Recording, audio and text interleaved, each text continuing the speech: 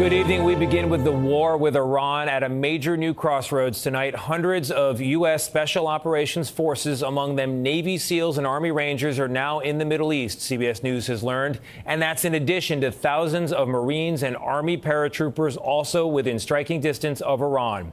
What that means is the president tonight has new military options, including potential missions to take Iranian oil, as he has threatened to do, or seize that country's stockpile of enriched uranium. So what's coming next? Let's get right to senior White House correspondent Ed O'Keefe, who's been following it all. Ed, good evening.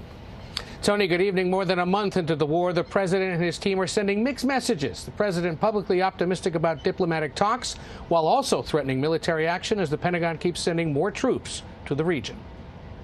President Trump argues he's making progress in talks with what he calls a new and more reasonable regime in Iran. We will I think we'll make a deal with them.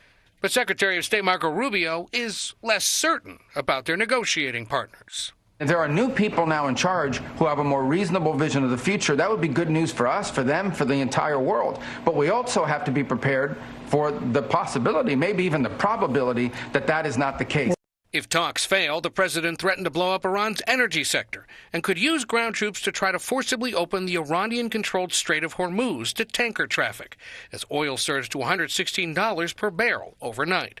That's up more than 50% since the start of the war. As hundreds of special operations forces arrived in the region, the blunt warning today from Iran: any American troops invading would be set on fire.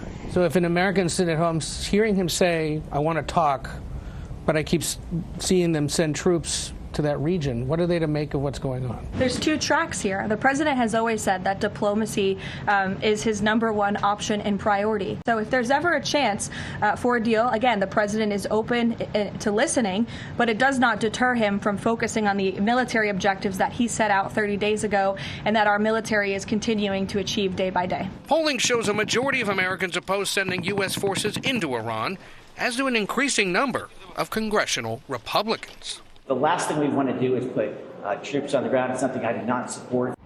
The White House today also said the president, quote, would be quite interested in asking Arab countries to pay for some of the American war operations in Iran, even as they face regular attacks from that country.